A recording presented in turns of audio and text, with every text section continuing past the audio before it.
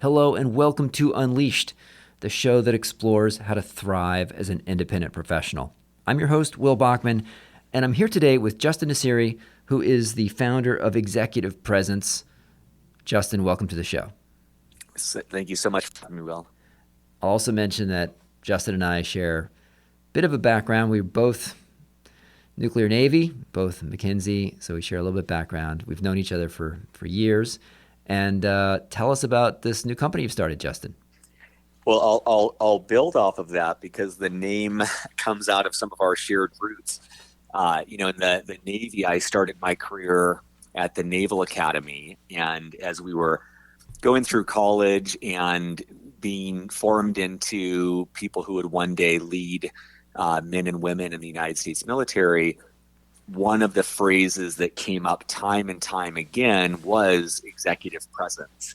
And I interpreted that to be the actions, the presence, the way of speaking and showing up that instills confidence in the people who are above you, the people who are below you, the people who are side by side with you, but really being deliberate and intentional in how you show up, because that impacts ultimately people's willingness to entrust their lives to you. And so, when I thought of what we were doing with executive presence, not only is it about establishing that presence online and making executives visible in a way that helps their company, but also, helping them tell their story in a way that's really effective and does instill confidence in others. So I wanted to start off by tying that back to our common Navy heritage. Yeah. So, what does executive presence do? My understanding, high level, is it helps manage the LinkedIn profiles for C-suite and companies that are 20 to 300 employees primarily. But what is it? What is it that you guys do? Yeah, it's exactly that. It is a fully managed LinkedIn presence for top executives. And we do it in a way that is very authentic. It's their words and insights. We do it in a way that's very efficient. It's just 80 minutes of their time per month. And we do it in a way that's measurable using weekly and monthly KPIs to drive our strategy. And where it's coming from is that, I've seen a lot of companies put a lot of emphasis behind their company profile on LinkedIn. And there's a lot of reasons to do that. It is, in my opinion, table stakes for companies today to have an active company presence on LinkedIn. But for your listeners, I'd ask them to think about the last time on LinkedIn that they liked or commented on a company's post. Almost always we're commenting on people. A friend of mine says B2B is now H to H to H. It's human to human. And we work with people that we know, like, and trust. So most of our activity is centered around people either that we know or that we admire. But what I found is that most of the best CEOs, most of the most successful executives, they are busy, as they should be, building an empire. They are building their company, and they don't have time to share their story. They don't have time to run the playbook that it takes to build an audience on LinkedIn. But there's a tremendous number of benefits to doing so. Namely, it makes it easier to recruit talent, which is a challenge today. It makes it easier to retain talent because you're literally broadcasting your company values on a daily basis. It makes it easier to attract funding, partnerships, sales, so many benefits if, especially the CEO, but executives in general, can be the face and voice of the brand. They can be that ambassador online in a way that captures attention, and they can use that attention to leverage it for recruiting, fundraising, brand building, things like that. No, totally makes sense. And I totally agree with you that it's super lame to kind of engage with a company on LinkedIn. I mean, it's mostly, when you see companies, it's usually a sponsored ad, and it's Yep. it's just it's not really something that you want to engage with, other than maybe to complain about it. But a person, It, yeah, the CEO of so I totally agree with that. What are some of your advice for C-suite executives or listeners of the show, independent professionals on that. Is it like what is the posting frequency? What should be posting about? Yeah. Maybe you can walk us through a real sanitized example or hypothetical example of, okay, so a CEO of some kind of SaaS company or what would they be posting about regularly? So let me start. Before we get into the tactical advice, and happy to go really far down the rabbit hole on that, let me just kind of share a few of the mistakes that most executives are making. First and foremost, the fact that they're not present on LinkedIn is one. Haven't posted in a year. The second thing that I'll see is that they will post monthly, but it's always of the variety of either "I'm so grateful that Forbes featured me in dot dot dot," or we just reached this major milestone, or "I'm looking to hire X." And there is value to that, but that tends to be about 1/20th of the posts that we do. That's kind of the humble brag variety that works well occasionally, but after a while there gets to be a fair amount of fatigue about it because it's just a fraction better than the company post. It's very corporate. It's very buttoned up. And so the third thing that I would say is when it comes to content pillars, it varies for every individual and their company's goals. But in general, there's three that we see that work well in tandem. One of them is these posts about the company, which is important. That could be origin stories, employee spotlights, major milestones, things like that. But that tends to be 10 to 20% of the overall posts. It has its place, but usually executives are putting all of their emphasis there. The second bucket, which I think is very much underutilized, is any topic on which the author is a subject matter expert. That is them establishing themselves as a thought leader. They are creating a category. They're sharing insights on their industry. They're talking about trends. They're teaching. They're educating. They are adding value for free with no expectation of anything in return. And that is extremely underutilized by most executives on LinkedIn, which is very disheartening because CEOs have so much wisdom to share, so many things that they take for granted and don't realize that their audience would benefit from. But then the third category that is very rarely done is much more of the personal nature. And this is about humanizing the executive, making them accessible, oftentimes through vulnerability. And this can be sharing about mistakes made in college, grad school, early in one's career, early in one's life, and what they learned, how that formed them into who they are. That might include hobbies like cycling and how that makes them a better leader. But it's really about showing that they are a person, that they're not a company, and giving people toeholds to get to know them and what makes them unique. So that's a common mistake, is that people just harp on the company aspect. And then the last one, and maybe this dovetails into the tactics here, but the last thing is that LinkedIn is a distinct channel. The content that works on LinkedIn would not perform well on Medium or on a blog post. It wouldn't perform well on Twitter. What really works on LinkedIn is very unique to LinkedIn. And so if one of your aims is to cultivate a following specifically on LinkedIn, you have to abide by the rules that dominate the platform. And that's both algorithmically and socially.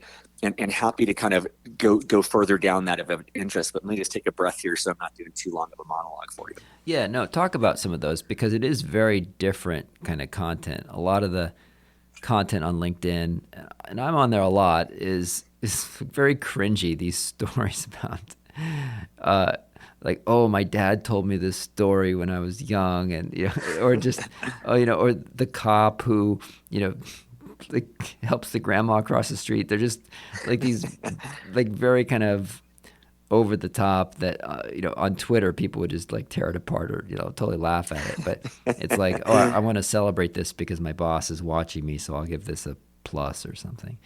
Um, Yeah.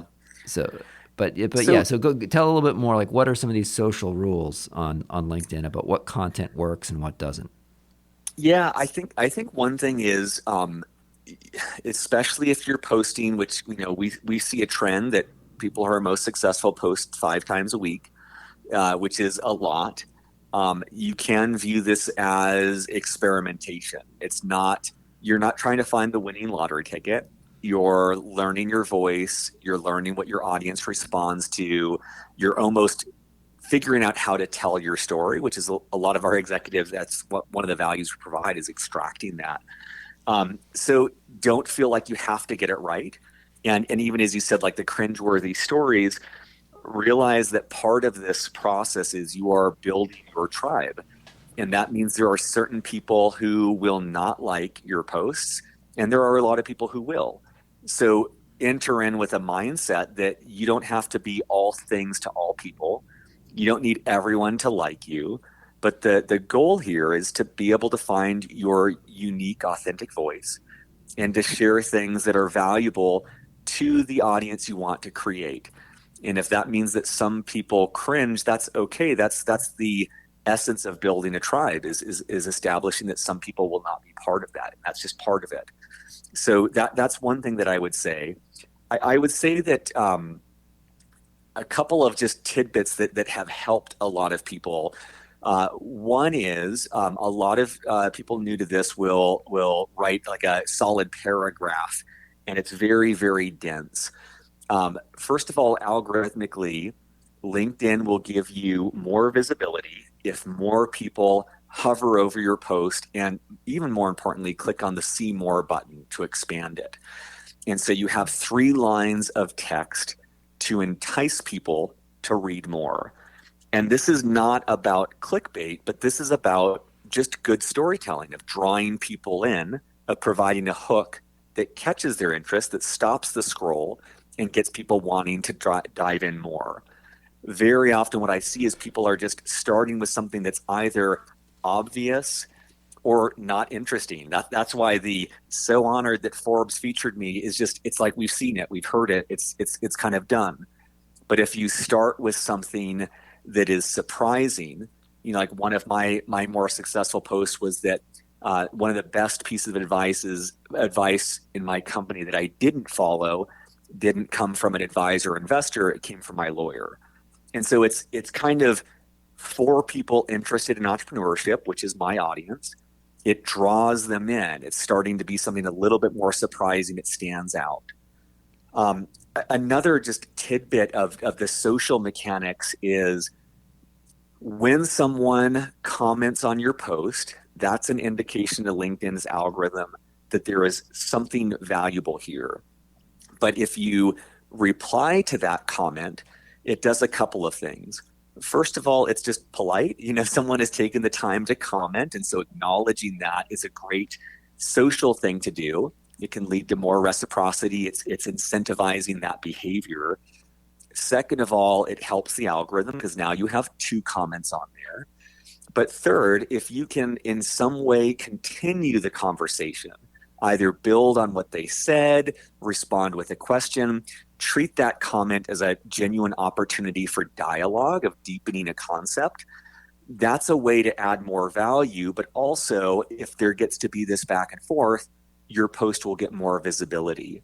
So I just want to be distinct that, like, there's a way of viewing all of this purely as gaming an algorithm, which there is certainly a component of that.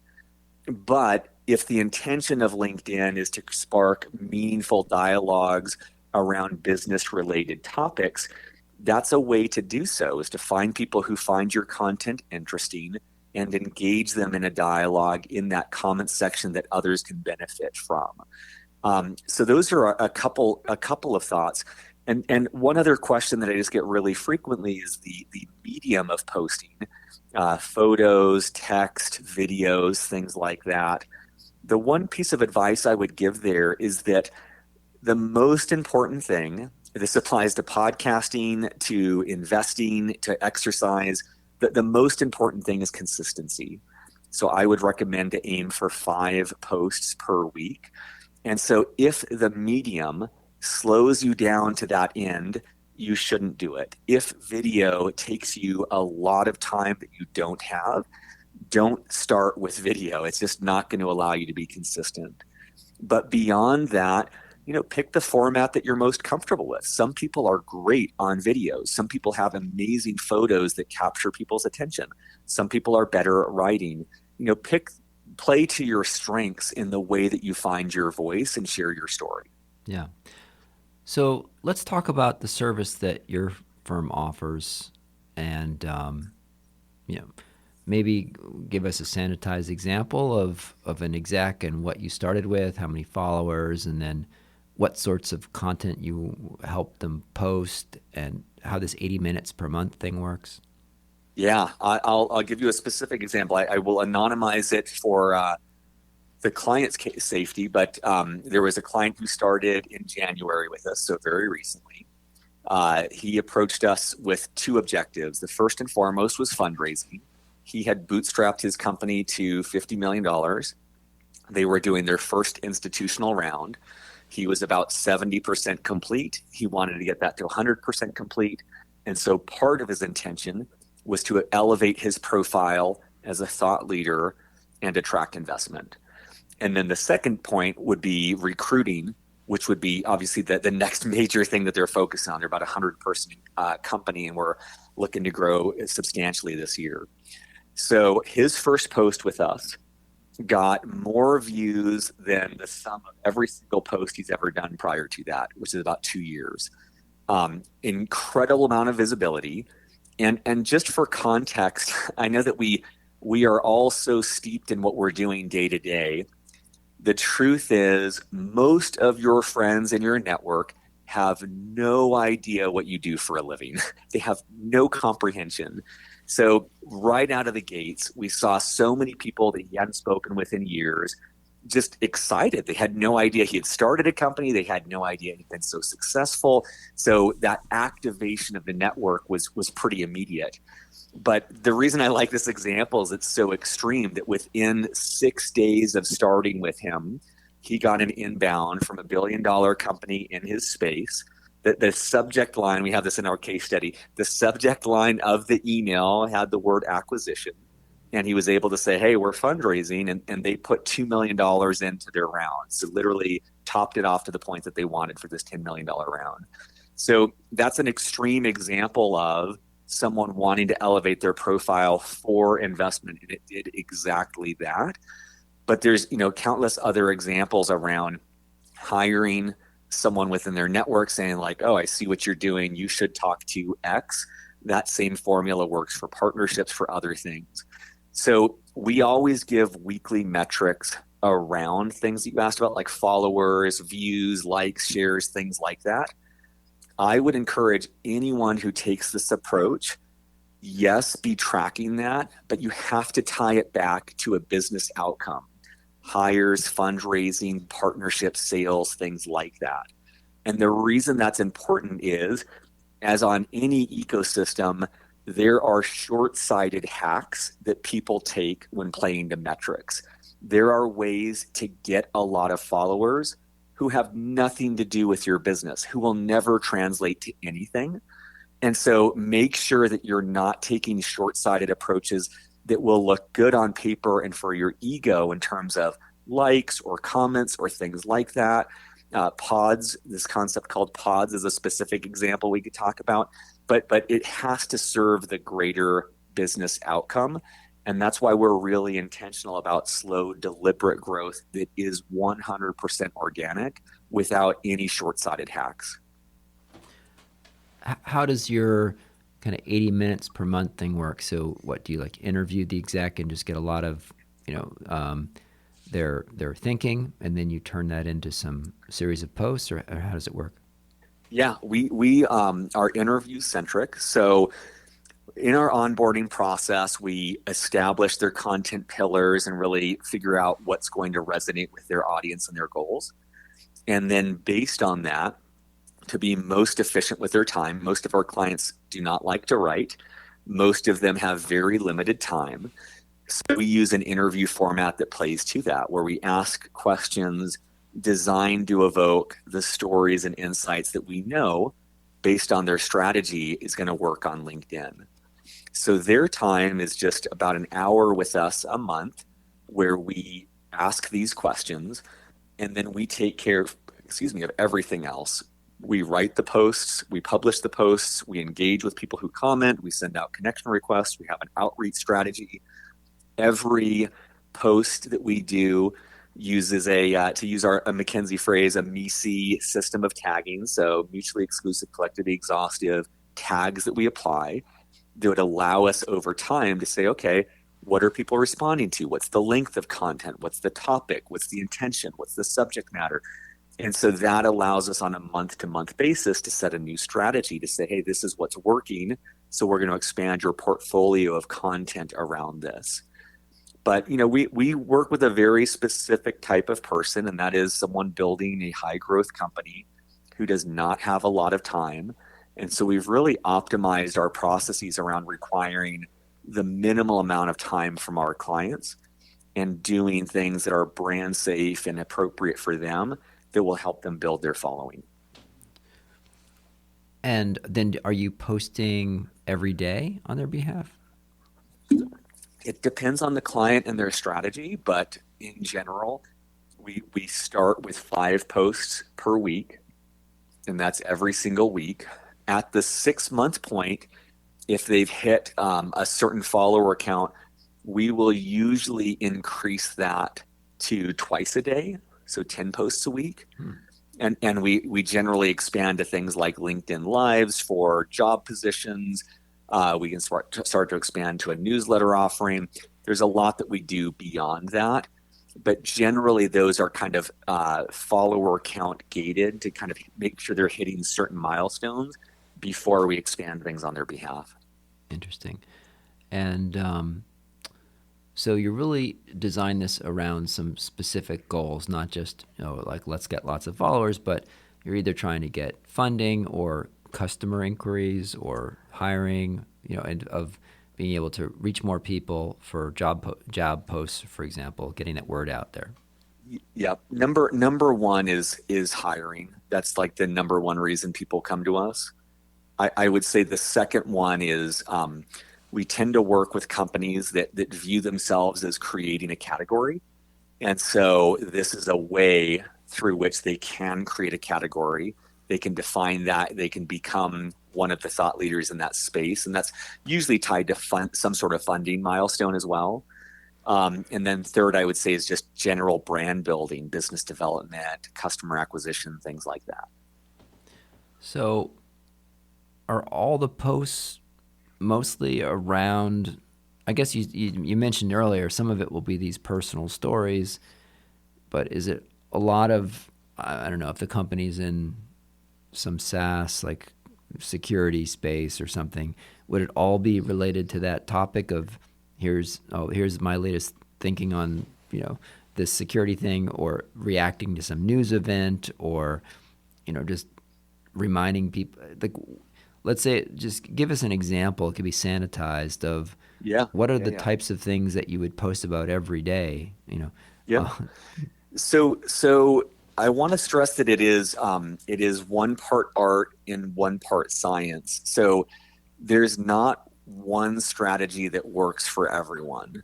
So we will always start with an initial hypothesis. So one of our clients is hiring in a specific geographic area. And so 1 out of 5 of their posts when we started was about that geographic area, why they love living there, why it's helpful for people there, like just kind of really having them to be associated with, in my case, oh yeah, Justin, he's in Denver. Yeah, he loves Denver. Like, it's kind of like, what do you want to be known for? So because they were hiring geographically, they wanted to be an evangelist for that geographic area. And then the other tenets of their approach are exactly like you said, in their space, which is SaaS. How do they teach about what they're solving for? How do they share insights relevant to their ideal customer persona and their pain points? So they're feeding directly to what they know their audience wants to learn about. And then the third component was talking about the culture that makes their organization great. So why people love working there, the CEO's leadership philosophy, the values, stories about specific employees. So that was the starting point.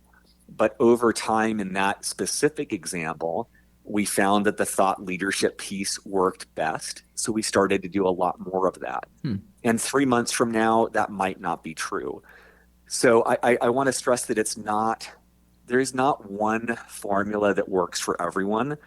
In my view, just like everything, you need to start with a educated hypothesis, prove that out, and do that on a monthly basis because it changes over time as audiences fatigue on certain topics, on things like that. So it really is important to have flexibility in that strategy, but to keep an eye on that pulse to understand what's working and what's not.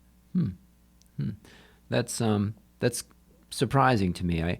I guess I would have thought that the more of the strategies would be around trying to get customer inquiries or leads, but for hiring, like I just put a job post out there. I mean, LinkedIn Jobs or Indeed or post it on Ladders or somewhere. Just put a job post out there, and rather than trying to promote Boise, if you want to hire someone in Boise, post it in make location equals Boise, and engineers in Boise will find it and apply. That part is I surprising would to me. say though that the overwhelming sense I'm getting from at least the people that I meet with is it is exceptionally difficult to attract really good talent right now. And that's especially pronounced in technology and healthcare. Hmm. But I would say that there has not been a single conversation in the last 50 that I've had where hiring is not a significant part of stress for the people we're working with. And part of that is that, these are companies that are adding 10, 20, 30 people in a quarter. Like it's a very high growth situation. Hmm. But I don't know of anyone yet who said like, oh yeah, I posted a job post and I was overwhelmed with great candidates. I'm hearing more of like, oh my gosh, it is really difficult to get people right now. We cannot hire fast enough, and it's really hard to pull people in because they have a lot of great options right now. Hmm. Hmm. Okay. Interesting. Um, so, what are your tips for independent professionals that are trying to manage their own profile and posting? It sounds like post 5 times a week, and not just the humble brags, but some interesting takes as well as some vulnerable personal story, lessons learned kind of thing. Very first thing is like make sure this is even relevant to you. I have been a one person company many times in my career, and I would say at few of those points would social media really be in the top three priorities. Oftentimes it's much more direct sales outreach or working with my network or going to in-person events. So I'm not trying to evangelize this as a top three priority for every executive. I think that you and I may have talked about this before, but it's like I think it's very often figuring out what's the one thing that's going to make the biggest difference to your company, and then really blowing that out, and not that just are not possible at the stage that you're at. So be really honest of if this makes your top three, and if it doesn't, ignore social media without any shame or without any regret. Like it can be an incredible distraction. Yeah. But if you are at a stage or if you're in an industry where you believe that any social channel would be a key driver of whatever you're looking for, hiring, fundraising, sales, whatever, I would recommend to be very precise. And so, my company right now focuses exclusively on LinkedIn, and the clients we work with, we put all of their effort into LinkedIn. Hmm. And I think that a second mistake is that people try to be everywhere and they do a poor job everywhere, or they try to be all things to all people and end up pleasing no one. So I would say be very deliberate. Like, depending on your business, you may need to go all in on TikTok or Instagram or Facebook. But rarely do I run into companies or with executives where they need to be everywhere simultaneously. So be very precise. And excuse me, I would counsel to just focus on one at a time. Hmm. And then the third is um, find a way to be consistent in whatever you do. I tend to be a little bit of like an all or nothing personality. So for me, I will often take a few hours once or maybe twice a month and write out all of my posts for that period of time and schedule it out. There's plenty of scheduling systems. So that way I'm not having to switch into this creative writer mode on a daily basis, which can be hard for me to do. Mm. Whereas I know people who record a video every day and that's just their rhythm and they're better making it part of their routine. There's no right or wrong, but it's like what will help you be consistent, because I think that consistency is key. And I feel like the very same, for podcasting. It's like the number of podcasts in the graveyard that have 10 episodes is very many. There's a lot of them. But there are very few, like you, Will, who have gone on for this length of time. And that staying power allows you to grow an audience and to pierce through the noise. And so I would just say find whatever it is that uniquely allows you to be consistent.